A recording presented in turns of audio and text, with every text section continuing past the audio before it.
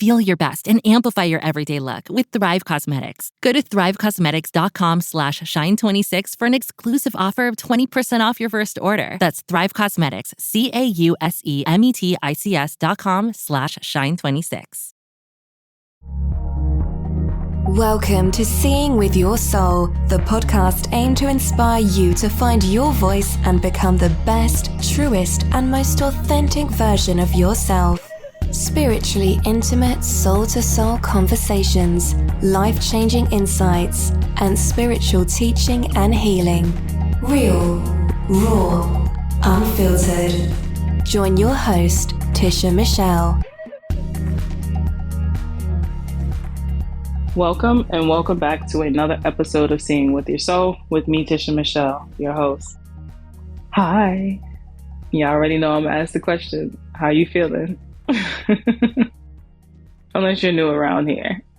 And if you are, welcome again. So around here, I definitely like to express, start off by expressing gratitude, but I also want to just check in with you guys and say, how are you actually feeling, right? And my intention behind that, again, is to just remind you to make it your business to check in with yourself. Do that at least on a daily basis, because what this is doing is allowing you to get to learn yourself, right? To get to learn yourself a lot more, bring more awareness to certain things. When you're around certain people, how you feel? How do you feel? When you do certain things, how does it make you feel? Does it make you feel dope, make you feel amazing, make you feel shitty, make you question yourself? Maybe you start to feel sick. Maybe when you're around certain people, how do you feel? So if you can just set a timer on your phone every day to check in with yourself, to take 3 deep breaths and just check in and say, how am I feeling? In this present moment, how am I feeling right now? Learn more of yourself. Learn more about yourself. So before I express my gratitude, I want you to just take a quick second and check in with yourself. How are you feeling right now? Yes, yes, and yes. All right. So in this present moment, I would definitely say that I am grateful. I'm grateful to be in a space that I don't allow other people's projections to really mess me up or have me questioning myself or switching things up based off of someone else's projection. I'm loving that. I'm loving the level of awareness. I'm loving the fact that if I see something or somebody says something or does something that, if I am checking in, I have that level of awareness to be yeah, they're absolutely projecting. They're 100% projecting, and it has nothing to do with me. I just happen to be the opportunity that presented itself for them to project.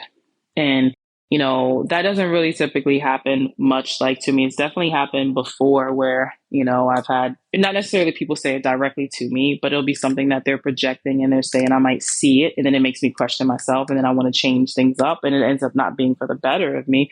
It's just more that I allow somebody else's situation or that person to project. And then it makes me, question myself. And this just recently happened, but it was all around real estate. And it was it was an ad that I put in the marketplace, and it was a response out of the 60 people that I had responses with that were all great and just curious and asking questions and stuff. I had 2 people, say something about the price of for the rooms. I was renting them for rooms, and I was super proud of myself because as much as I would have before back in the days, I would have definitely popped back off with them on some stuff. I'm you know what? They're projecting, but I'm still going to express myself, but I'm going to do it in a teachable way, because that is one of my biggest roles here. And that is as a teacher, right? Now, whether they took it as a lesson or I don't know, but that ain't my concern. At least I know maybe there's something they can, sit on, but definitely wanted to express that gratitude, for me. For me, just understanding that things that people may say or do doesn't necessarily have anything to do with me. It's just about them. And I got to still stay true to whatever it is for me. So I'm grateful for that. So what about you guys? You checked in with yourself and how you felt, but in this present moment, what are you grateful for? Unless you're driving or operating some heavy machinery, I want you guys to go ahead and just close your eyes.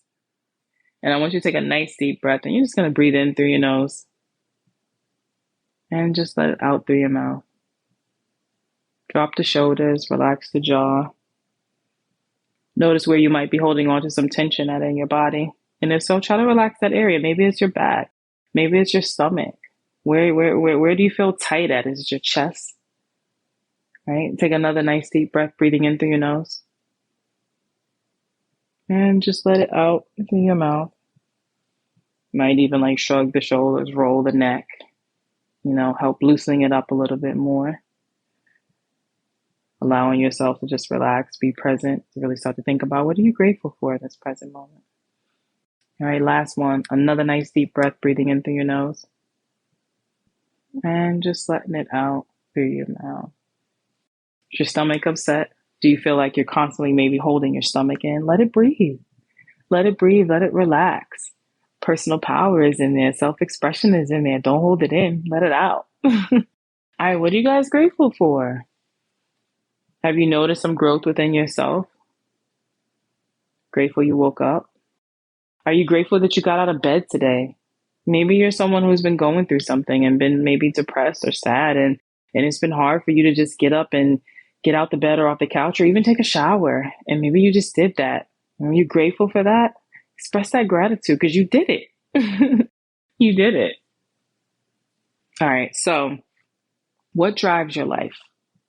Like, seriously, have you ever thought about that? What is a driving force in your life? What drives your life? So giving you a little insight into me and how I've been feeling lately, I'm going to share. So I've been feeling a little off, feeling like I'm missing something. And it had me really like reflecting, right? And I remember, this was probably about 20 years ago, maybe. It was a very, very long time ago. I don't know what happened in my life, but I know I was feeling some type of way. And somehow I ended up getting this book called The Purpose-Driven Life by Rick Warren. And I wish I could remember, did someone tell me about this book or what? But I ended up getting this book and it made me feel good. All I remember is it just made me feel good. And I felt good and I felt great. So I let just life keep going and everything was good. But then I started feeling a certain way again. And I remember, this is all me doing this reflection. I'm getting these like memories. And I remember it would be when I would like pray and I would have the conversations with God and I would just feel good. Nothing per se changed. It just brought me comfort. Just to talk out loud, it brought me comfort. And I started thinking and I was like, man, what is this? Like why I think I felt this before. And I started thinking about the conversations with God and my relationship, with, God. And if you're someone who doesn't say God, that's okay. I'm just talking about your higher power. That's all. I'm just talking about what you relate to as your higher power. And it got me to thinking. I was like, you know what? You should get that book again. You should go get the book, The Purpose-Driven Life, because I know that it was going to hit differently this time because I'm in a whole different space and I'm so much more consciously aware of things. So I went and got the book and it started to come back to me of why I really like this, but I know it's so much better now. So like you go through like a 40-day journey. So each day you read the one chapter and you're really meant to just read it one day at a time. As much as you're going to want to go through and skip to the next thing, it's like what we do in life. We always want to hurry up and get to the next thing. And we don't really get to digest and take in what we already, received. So if you were to end up getting this book, which I hope you guys would, and just go on this journey with me, definitely just do it one a day. Anyhow, I was saying on day 3, it talks about what drives your life. And I just wanted to read a little bit of this to you guys, just so you can, see how it resonates with you, how you feel. Does it bring up something to you? Have you ever asked yourself, what drives my life? What's the driving force in my life? Okay. All right, so let me read this to you. So it says there are hundreds of circumstances, values, and emotions that can drive your life. Here are 5 of the most common ones. Number 1, many people are driven by guilt. They spend their entire lives running from regrets and hiding their shame. Guilt-driven people are manipulated by memories. They allow their past to control their future. They often unconsciously punish themselves by sabotaging their own success. We are products of our past, but we don't have to be prisoners of it. God's purpose is not limited by your past. Number 2, many people are driven by resentment and anger. They hold on to hurts and never get over them. Instead of releasing their pain through forgiveness, they rehearse it over and over in their minds. Some resentment-driven people clam up. and internalize their anger, while others blow up and explode it onto others. Both responses are unhealthy and unhelpful. Resentment always hurts you more than it does the person you resent. While your offender has probably forgotten the offense and gone on with life, you continue to stew in your pain. Number 3, many people are driven by fear. Their fears may be a result of a traumatic experience, unrealistic expectations, growing up in a high control home, or even genetic predisposition. Regardless of the cause, fear-driven people often miss great opportunities because they're afraid to venture out. Instead, they play it safe, avoiding risk and trying to maintain the status quo. Fear is a self-imposed prison that will keep you from becoming what God intends for you to be. Number 4, many people are driven by materialism. Their desire to acquire becomes the whole goal of their lives. This drive to always want more is based on the misconceptions that having more will make me more happy, more important, and more secure. But all 3 ideas are untrue. Possessions only provide temporary happiness. Because things do not change, we eventually become bored with them and then want newer, bigger, better versions. It's also a myth that if I get more, I will be more important. Self-worth and net worth are not the same. Your value is not determined by your valuables, and God says the most valuable things in life are not things. The most common myth about money is that having more will make me more secure. It won't. Wealth can be lost instantly through a variety of uncontrollable factors. Real security can only be found in that which can never be taken from you, your relationship with God. Number 5, many people are driven by the need for approval. They allow the expectations of parents or spouses or children or teachers or friends to control their lives. Many adults are still trying to earn the approval of unpleasable parents. Others are driven by peer pressure, always worried by what others might think. Unfortunately, those who follow the crowd usually get lost in it. I don't know all the keys to success, but one key to failure is to try to please everyone. Being controlled by the opinions of others is a guaranteed way to miss God's purpose for your life. So, what drives your life? So hearing those 5, and again, those are just what he was just saying, and these are the 5 most common. Does any of them resonate with you? Do you feel like you're someone who is being driven by guilt, or by resentment and anger, or by fear, materialism, or the need for approval? For me personally, I could feel a couple. I'm definitely the materialism, and I say that materialism just for the money aspect. And it's not that I've been where I like, oh, I need this big house and I need these fancy cars and stuff. But it was like, man, if I could just have just this flow of money, everything would be okay. And I used to say that all the time. So I had to start working on healing. And this started in 2018, started healing the relationship between myself and money, and that idea of money, and not looking at it like money is just the answer to everything. While money does absolutely help, but what it is like, what was my relationship? So instead of saying, I just need this, I need this. As soon as I get this, this will be that. As soon as I get this, this will be that. But is really what was needed was, what was my relationship with that money? Where did that come from? Why was I putting so much value on this thing? Right. So this was really making me really dig a little bit deeper, in a sense too. And I wanted to share that with you guys because I'm on my own journey too, y'all. Just like you on a journey, I'm on a journey as well. It just so happened that as I learn more about myself and understanding and unlocking and embodying these gifts, I'm helping, guiding people along the way. But don't get it twisted. I'm on my own journey as well. I'm on my own journey as well. And I've been feeling this. And I even talked to you guys about this, a couple podcast episodes before, where it's like, I feel like I'm on this, the baby is ready to pop. I even had a dream that I was pregnant. And I know that's just definitely not saying that I'm pregnant, because I can't. I can't get pregnant.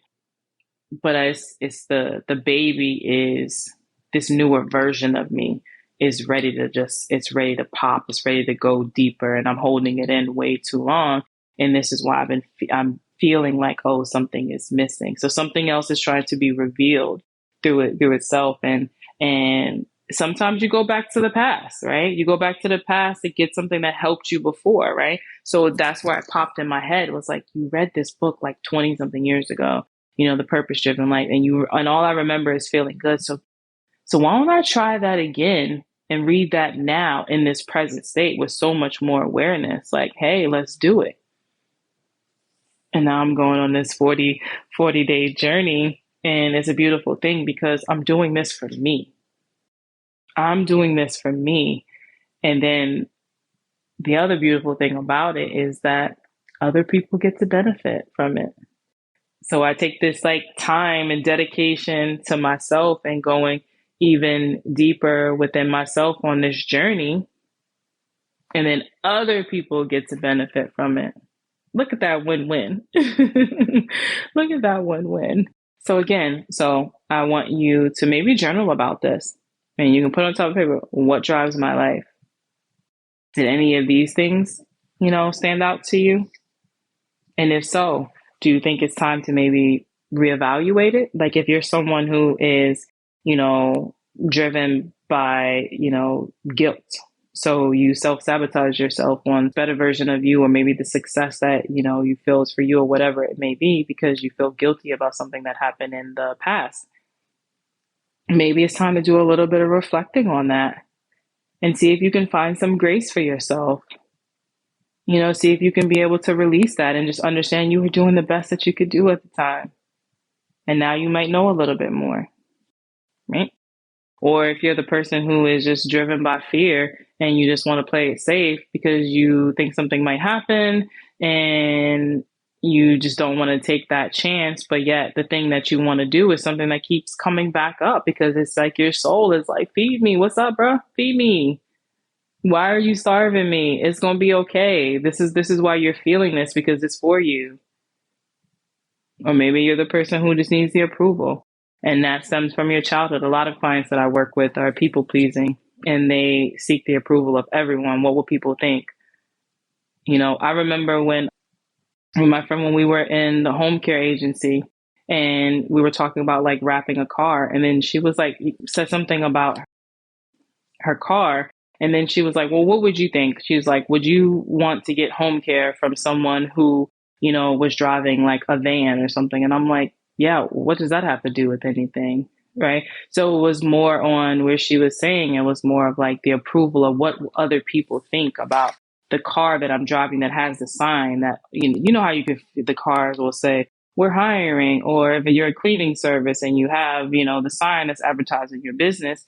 And it was more of a concern of what will people think if it's on this type of car versus a Mercedes. And I'm like, to me, I'm like, that's just, to me, it doesn't really matter, because you can have different perspectives from people. Some person could say something like, oh, they're driving a Mercedes, and yeah, of course they're driving a Mercedes because they're ripping off the elderly, with their business. And then some people can be like, okay, they must be doing good, and people must think they have really good service, because they can afford to drive a Mercedes. You can't please everybody. You can't please. There's going to be some people that's going to think this. There's going to be some people that's going to think that, or you're going to just go above and beyond for this job. I'm just using an example for this job, and they don't even recognize it. They don't even recognize it, right? But yet you're dying inside because you need this approval from other people. But what you really could use is just the approval of yourself. It's approval of yourself. So I love this. I hope this is something that can help you guys just to really like reflect. I would love if you guys went and got the book. I promise you it's not an affiliate or nothing like that. I just like it. I loved it then. I know it made me feel well. I'm excited about the journey of doing this, now with myself. Again, if you're someone who doesn't relate to the word God and Jesus Christ and stuff, replace it with the word and the title that you want to replace it to. I do believe that everybody can get something out of this. And whether it's the whole 40 days, like you super love it, or it just opens up a level of awareness. And maybe that's the question that you've been asking yourself, like, what on earth am I here for? What on earth am I here for? And, hopefully this podcast, or even if you end up getting the book, it will just help you to just unreveal so many things within yourself, and that you can come to that conclusion and answer that question for yourself. What on earth are you here for? What drives your life? All right, until next time, bye guys. Thanks for tuning in to Seeing with Your Soul. If something you heard resonated with you, feel free to rate, review, and share with others. If you are looking to go deeper, you can connect with Tisha Michelle on Instagram at Mindset Slayer or visit www.healingalignedglow.com.